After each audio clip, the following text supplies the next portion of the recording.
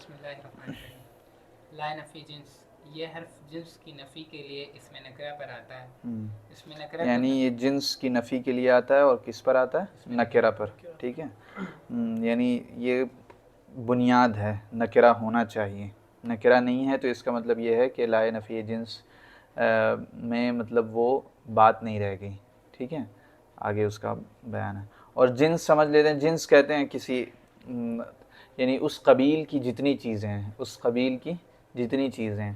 مثلا کسی نے کہا لا رجولہ، اگر کہا ہے لا نفی جنس کے ساتھ، تو رجل ہونے کے لیے جتنی چیزیں درکار ہیں اور وہ چیزیں جن جن چیزوں میں پائی جاتی ہیں، مثلا مردانگی اور وہ شکل و حیت اور وہ ساری چیزیں، تو اس قسم کی جتنی چیزیں ہیں اب سارے کی کیا ہو جائے گی؟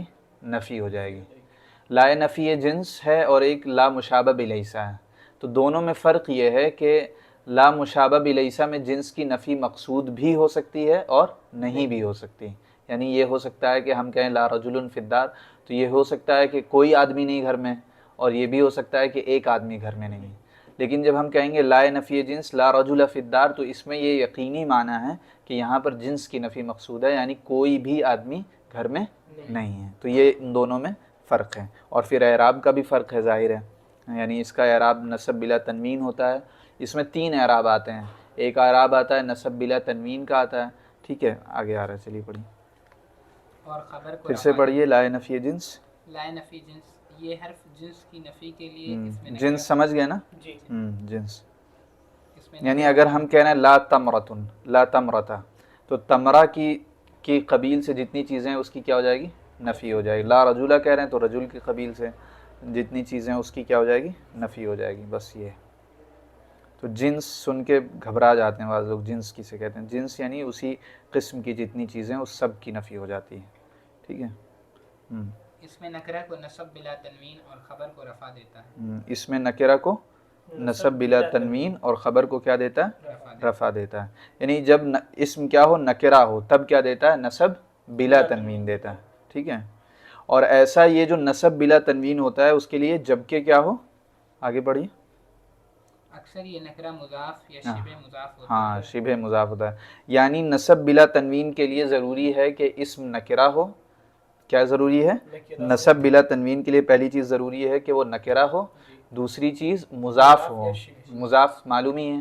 شبہ مضاف کسے کہتے ہیں؟ یعنی ایسا اسم ہو جسے کسی اور کی حاجت پڑے اپنے معنی کو بتانے کے لیے. یعنی شبہ مضاف اسے اس وجہ سے کہتے ہیں، جیسے ہم صرف عبداللہ میں اللہ کو اگر نکال دیں تو عبد کا معنی پورا نہیں ہوتا. تو اسی طرح اگر ہم کہہ دیں کہ طالع جبلاً، اگر ہم جبل کو نکال دیں تو طالع کا معنی پورا نہیں ہوتا. تو جس طرح عبداللہ میں عبد اللہ کا محتاج ہے اپنے معنی کو پورا کرنے کے لیے، ویسے ہی طالع جبلاً میں طالع بھی جبل کا محتاج ہے. تو اس میں یہ محتاجگی جو پائی جا رہی ہے تو دونوں میں پائی جا رہی ہے، اس وجہ سے اسے کیا کہا گیا؟ شبہ مضاف کہا گیا. یعنی مضاف کے مشابہ ہے. کس چیز میں مشابہ ہے؟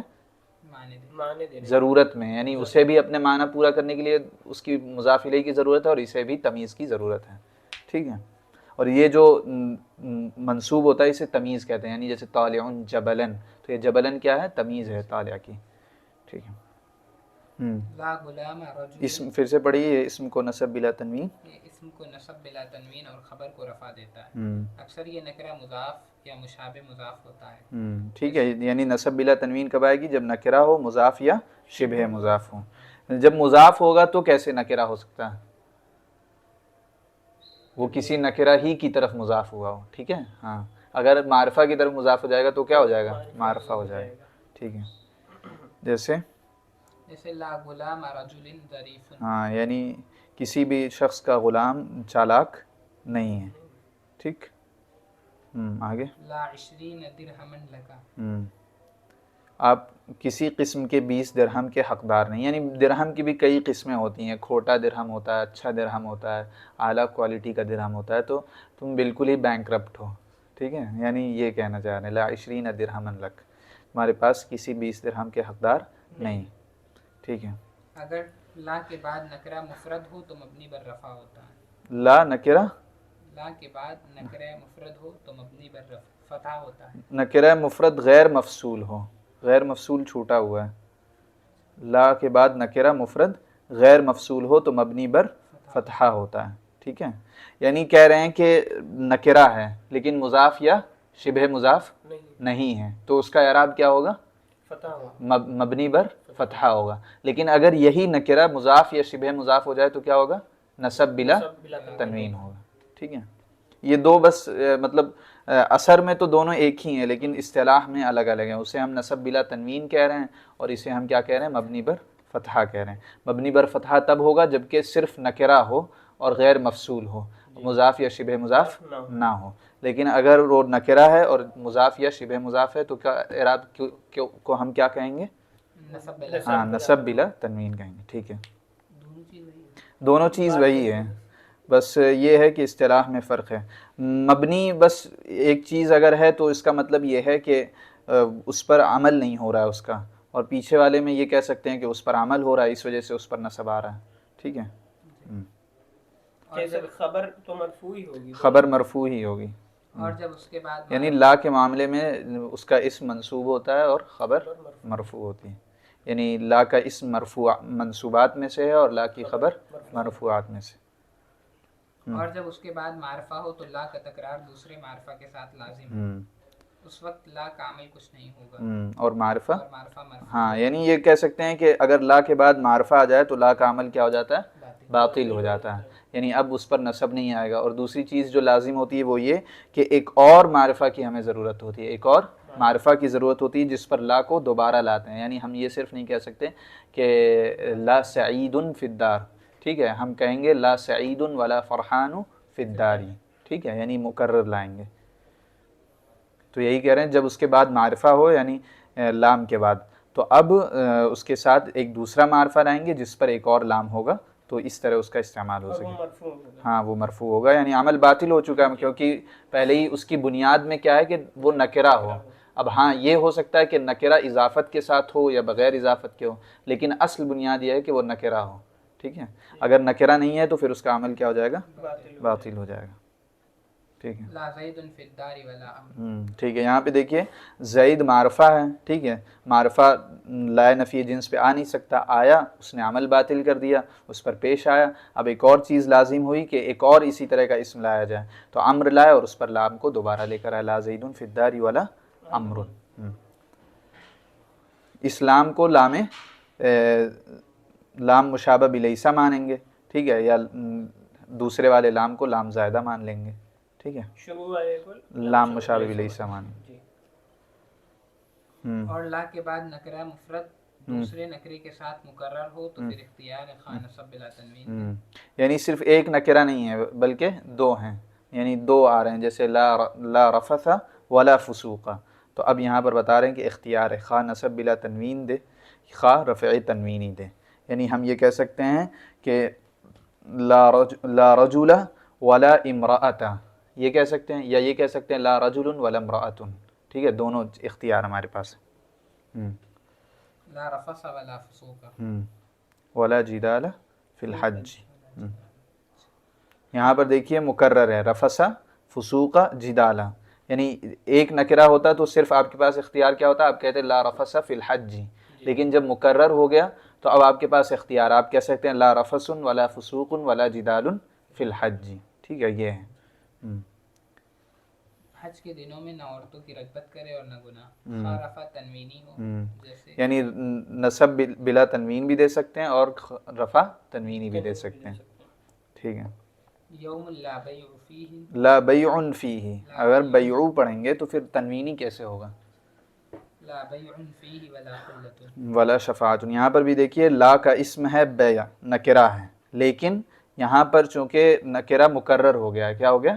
صرف بیع نہیں ہے بلکہ خلتن بھی ہے، آگے شفاعتن بھی ہے. تو جب مکرر ہو جائے تو آپ کے پاس اختیار ہوتا ہے، آپ چاہے اسے نصب بلا تنوین دیں یا چاہے تو رفع تنوین ہی دیں. تو یہاں پر لا بیع بھی پڑھ سکتے ہیں، یوم لا بیع فیہ ولا خلۃ ولا شفاعت، یہ بھی اختیار ہے.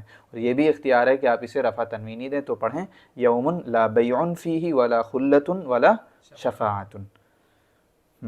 وہ دن جس میں نہ خرید و فروخت ہوگی اور نہ جاری نہ سفارش. نحویوں نے اسی اصل پر لا حول ولا قوت الا باللہ میں 5 وجہ جائز رکھی ہیں. ٹھیک ہے، پڑھیے. نمبر 1 لا حول ولا قوت فتح ہر دونوں جگہ لا نفی ہاں لا نفی جنس، یعنی یہاں نصب بلا تنوین آ رہی ہے، ٹھیک ہے. تو ہاں جو شروع کا قاعدہ ہے، یعنی جب اضافت نہ یہاں بلکہ مبنی بر فتحہ ہے، ٹھیک ہے، نصب بلا تنوین نہیں ہے بلکہ مبنی بر فتحہ ہے. نصب بلا تنوین کب آتی ہے؟ جبکہ وہ مضاف یا شبہ مضاف، نکرہ تو ہو ہی، نکرہ تو ہونا بالکل اصل ہے، لیکن مضاف یا شبہ مضاف ہو تب اسے ہم کہتے ہیں نصب بلا تنوین.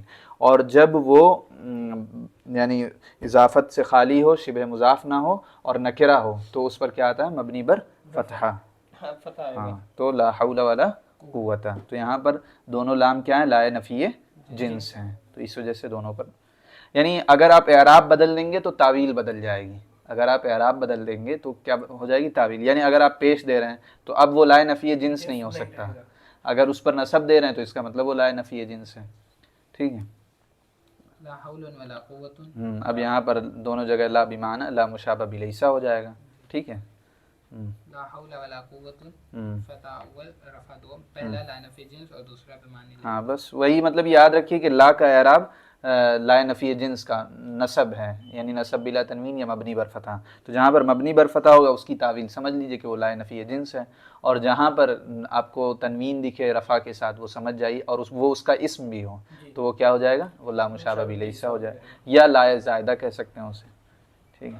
چلیے لا حول ولا قوت رفع اول فتح دوم، پہلا لا بمعنی لیسا اور دوسرا نفی جنس. سمجھ گئے نا؟ جہاں تنوین ہوگا وہاں لا بمعنی، ٹھیک ہے. لا حول ولا قوت فتح اول نصب دوم، پہلا لا نفی جنس اور دوسرا لا زائدہ. زائدہ سے مراد بھی لا زائدہ یعنی جو لا خود کچھ عمل نہیں کر رہا ہوتا بلکہ پیچھے اس پر عطف ہوا ہوتا ہے، ٹھیک ہے. تو یہ جو ولا قوتن میں ہے یہ لا حول پر کیا ہو رہا ہے؟ اس کا عطف ہو رہا ہے. تو چونکہ یہ لام زائدہ ہے تو اب اسے قوتن نہیں پڑھ سکتے بلکہ قوتن پڑھیں گے. قوتن کیوں پڑھیں گے؟ کیونکہ یہ پیچھے حول پر کیا ہوا؟ عطف ہوا ہے. تو اس پر بھی تنوین آنی چاہیے تھی لیکن تنوین کیوں نہیں آئی؟ کیونکہ لا نفی جنس ہے اس پر، اور یہ عطف ہوا ہے تو اس پر جو لام ہے وہ لام زائدہ ہے، تو اس پر تنوین آ سکتی ہے، اس وجہ سے اس پہ تنوین آئی گئی، ٹھیک ہے. سمجھ گئے نا؟ یہ لا دوسرا والا، ٹھیک ہے. آج کے لیے اتنا ہی، جزاکم اللہ.